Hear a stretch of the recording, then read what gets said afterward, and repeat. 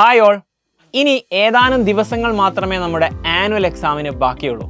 പക്ഷേ ഈ പറയുന്ന രീതിയിൽ നിങ്ങൾ ഇംഗ്ലീഷിന് തയ്യാറെടുത്തില്ലെങ്കിൽ ഉറപ്പായിട്ടും നിങ്ങളുടെ ഫുൾ മാർക്ക് നഷ്ടപ്പെടും, അല്ലെങ്കിൽ നിങ്ങൾക്ക് ആ ഒരു A+ എന്നുള്ള മാർക്കിലേക്ക് എത്തില്ല.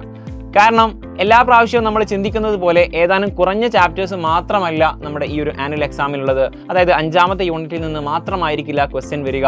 1ാമത്തെ യൂണിറ്റ് മുതൽ 5ാമത്തെ യൂണിറ്റ് വരെയുള്ള കംപ്ലീറ്റ് ചാപ്റ്റേഴ്സിൽ നിന്നും നിങ്ങൾക്ക് ഉറപ്പായിട്ടും ക്വസ്റ്റ്യൻസ് പ്രതീക്ഷിക്കാം. അതുകൊണ്ട് തന്നെ ഒറ്റ കാര്യം, നിങ്ങൾ ടെക്സ്റ്റിലുള്ള കംപ്ലീറ്റ് ചാപ്റ്റേഴ്സും ഒരു തവണയെങ്കിലും ലൈൻ വൈസ് നിങ്ങൾ വായിച്ചു നോക്കുക എന്നുള്ളത് വളരെ ഇമ്പോർട്ടൻ്റ് ആണ്. കാരണം നമ്മുടെ എക്സാമിന് ക്വസ്റ്റ്യൻ വരുന്ന സമയത്ത് ഏതെങ്കിലും ക്യാരക്ടേഴ്സിനെ വെച്ചിട്ടായിരിക്കും ക്വസ്റ്റ്യൻ വരിക, അല്ലെങ്കിൽ ഏതെങ്കിലും സിറ്റുവേഷൻ വെച്ചിട്ടായിരിക്കും ക്വസ്റ്റ്യൻ വരിക. ആ ക്വസ്റ്റ്യൻ വരുന്ന സമയത്ത് നമ്മൾ ഏത് ചാപ്റ്ററിൽ നിന്നാണ് നമുക്ക് മൈൻഡിലേക്ക് സംഭവം കിട്ടിയിട്ടില്ലെങ്കിൽ ഉറപ്പായിട്ടും അതിൽ നിന്നുള്ള മാർക്ക് കുറയാൻ സാധ്യതയുണ്ട്.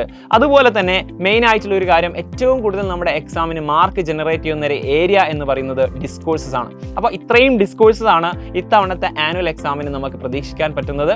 അതുകൊണ്ട് തന്നെ നിങ്ങൾ ഈ ഒരു ഡിസ്കോഴ്സിന്റെ ലിസ്റ്റ് സ്ക്രീൻഷോട്ട് എടുത്ത് വെക്കുക. ഉറപ്പായിട്ടും നോട്ട്ബുക്കിലേക്ക് എഴുതി വെച്ചിട്ട് ജസ്റ്റ് ടിക്ക് ഇട്ടുകൊണ്ട്, ഓരോന്നും ചെക്ക് ലിസ്റ്റ് ടിക്ക് ഇട്ടുകൊണ്ട് നിങ്ങൾ എന്താക്കുക, അത് അത്രയും പെർഫെക്റ്റ് ആണ് എന്നുള്ള രീതിയിൽ സെറ്റ് ആവുന്നത് വരെ അത് പ്രാക്ടീസ് ചെയ്യുക. ഓരോ ഡിസ്കോഴ്സ് എടുക്കുക. ആ ഡിസ്കോഴ്സ് ഏത് ചാപ്റ്ററിൽ നിന്ന് വന്നു കഴിഞ്ഞാലും അത് നിങ്ങൾക്ക് ക്രാക്ക് ചെയ്യാൻ പറ്റും, അത് നിങ്ങൾക്ക് സെറ്റ് ആക്കാൻ പറ്റും എന്നുള്ള രീതിയിൽ എത്തുന്നത് വരെ നിങ്ങളത് പ്രാക്ടീസ് ചെയ്ത് ലെവലായതിനു ശേഷം അത് ടിക്കറ്റ് അടുത്ത ഡിസ്കോഴ്സ് പോകുക. അങ്ങനെ ആ ഒരു ലിസ്റ്റ് കംപ്ലീറ്റ് ചെയ്യുക.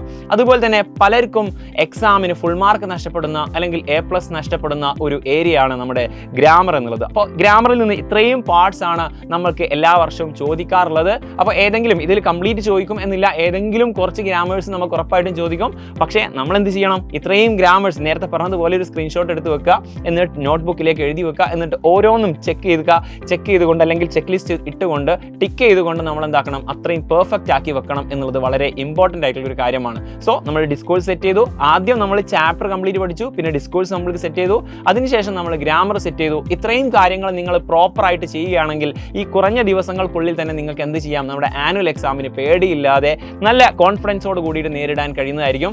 ആക്ച്വലി ഈ ഒരു പ്രശ്നത്തിന് ഒരു സൊല്യൂഷനുമായിട്ടാണ് സൈലം നിങ്ങൾക്ക് ഓൾറെഡി മുന്നിലേക്ക് വന്നിട്ടുള്ളത്. നമ്മുടെ എൻഡ് ഗെയിം ബാച്ച് നിങ്ങൾക്ക് വേണ്ടിയിട്ട് ഈ ആനുവൽ എക്സാമിന് നിങ്ങൾ ഏത് രീതിയിലാണോ എക്സാം എഴുതാൻ പോകുന്നത്, അല്ലെങ്കിൽ ഏത് രീതിയിലാണോ നിങ്ങൾ പഠിക്കാൻ ഉദ്ദേശിക്കുന്നത്, നമ്മൾ ഈ പറഞ്ഞ ഈ ഒരു രീതിയിലായിരിക്കും നിങ്ങൾക്ക് എൻഡ് ഗെയിം ബാച്ചിൻ്റെ റിവിഷൻ ക്ലാസ്സുകൾ ലഭിക്കാൻ പോകുന്നത്.